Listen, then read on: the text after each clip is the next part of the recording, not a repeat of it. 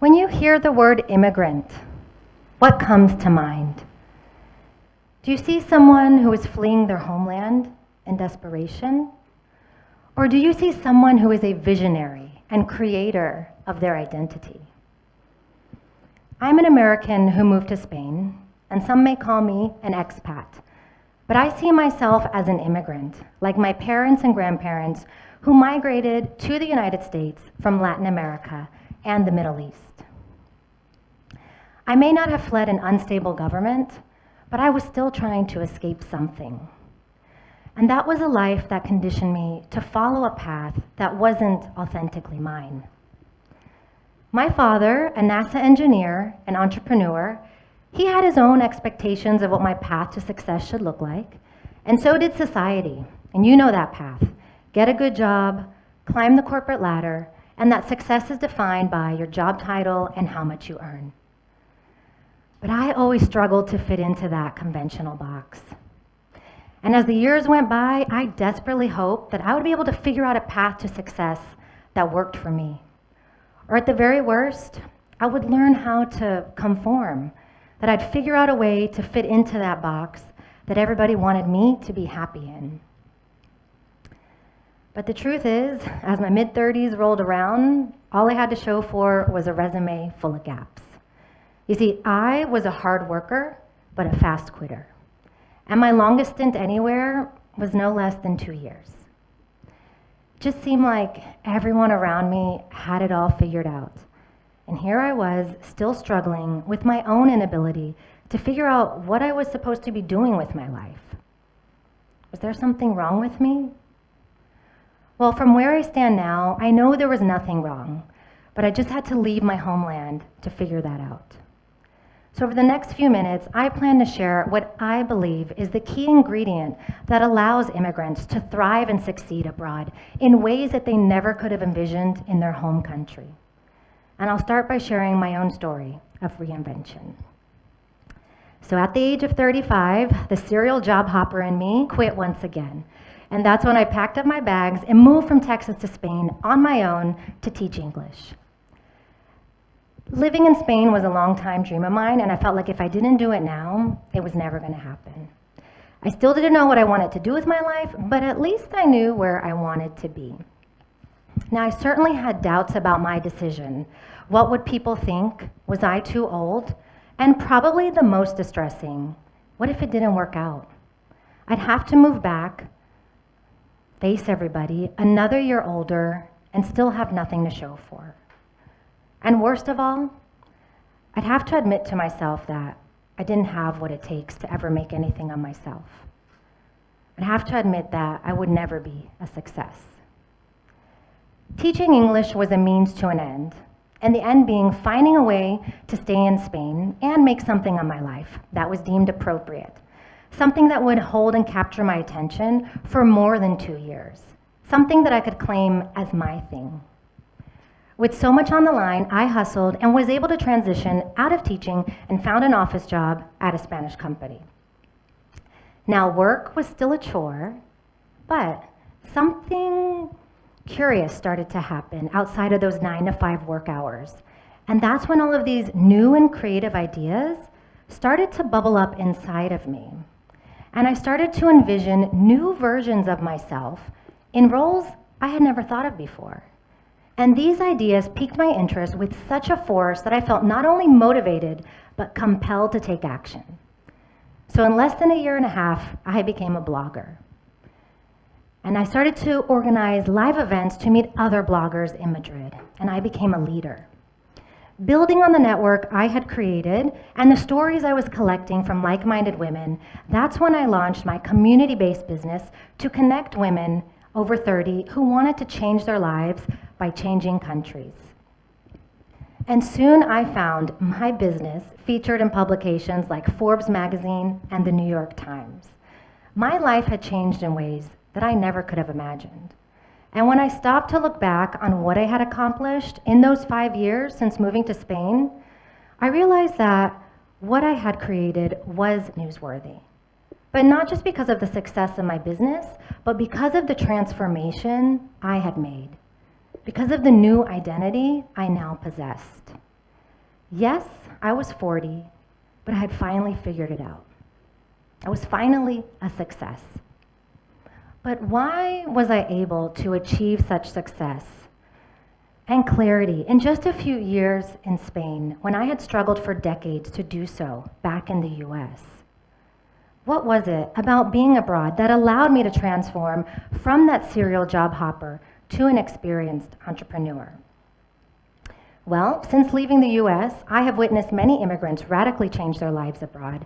And like me, they've gone from taking whatever job they could get to becoming successful entrepreneurs. That got me curious about that link between immigrants and entrepreneurship. According to Entrepreneur magazine, in the US alone, immigrants are 80% more likely to start their own business, and UK immigrants are twice as likely to do so. And these stats are similar across the board around the world. So what's the link? Well, research from Harvard Business Review and similar studies boil it down to inherent skills and strengths that immigrants possess. That we're more likely to be risk takers, that we're adaptable, we're resourceful, and we're creative problem solvers who are able to create opportunities for ourselves out of necessity. In layman's terms, immigrants are scrappy, and we're good at making something out of nothing. Now, while this may certainly be true for immigrants, I think there's another element at play, because these characteristics alone didn't fully address my situation. I figured if I inherently had these creative skills and leadership strengths, then why was success so elusive for me back in the United States, my homeland, the land of opportunity? What if this element that drives immigrants towards entrepreneurship and to build businesses with nothing more than a crazy idea or a dream is an ability to see ourselves differently than how we were forced to back in our home country?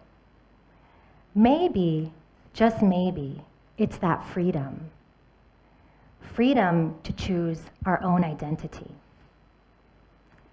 Maybe our success in a foreign land isn't an act of desperation, but a creative impulse. Immigrants throughout history who have had to flee or had to leave their homeland voluntarily or involuntarily, whether that's fleeing gender, sexual, ethnic, or religious persecution, violent wars or conflict, or just seeking better opportunities, or like me, leaving a life that didn't allow me to take an unconventional path, we all have something in common, and that is that we are free to be someone else, somewhere else. That is what I've come to learn, that freedom to choose our own identity is what allows us to thrive and succeed. It's what allowed me to transform myself from that job hopper to an entrepreneur. By moving abroad, I was freed from the expectations of society, my community, my family, and I was freed from an identity that felt forced upon me. And not only was I freed from those external expectations, but also my own. In Spain, I was able to choose what my life would look like without feeling like I was letting anybody down or going against convention. And I think that is what truly allowed me, that freedom, allowed me to try things without being afraid of the outcome and to try new things. You see, our identities, we can get trapped in them if we are not careful. Our identities are created and formed by societal's expectations, the choices we make, and the actions we take. And the way we define ourselves is one of the most difficult things to change. But by giving ourselves that fresh start, as Maya Shankar, a cognitive neuroscientist, explains, it can provide a break from the past, and it can give us the momentum and the impetus to reset and take on a new identity. You see, there are new rules when you move to a new place. Or maybe it's that there are no rules because now you are untethered. By resetting my environment, I was able to see myself differently. And when we see ourselves differently, we are able to choose a bigger and bolder life for ourselves. And when we can see ourselves differently, we can make different choices. and those different choices lead to different outcomes. When I think of my father, he didn't have the opportunity to dream bigger for himself in Iran. There wasn't room to do so. But by uprooting himself, even if it wasn't his choice to abandon his home country, he was still able to see himself in a different light in the United States. He was able to expand his identity from the one he was born into and make a life that wouldn't have been possible, from marrying my Colombian mother to becoming an engineer at NASA and to becoming an entrepreneur later in life. So I want to leave you with what I have learned from my immigrant parents, my own immigrant journey, and what I have learned from immigrants along the way. And that is to broaden your notion of who an immigrant is. See them for the visionaries and the shapeshifters that they are, instead of simply scrappy and desperate risk takers. Immigrants are choosing their own identity and often living lives of curated reinvention. And if you're feeling stagnant, trapped, or like you're living by someone else's rules, I want to encourage you to find ways to reset your environment, whether that's where you're at now or by moving abroad. Give yourself that fresh start so that you can adopt an immigrant's mindset to see yourself differently and thrive and succeed in ways you can't even imagine yet. Thank you.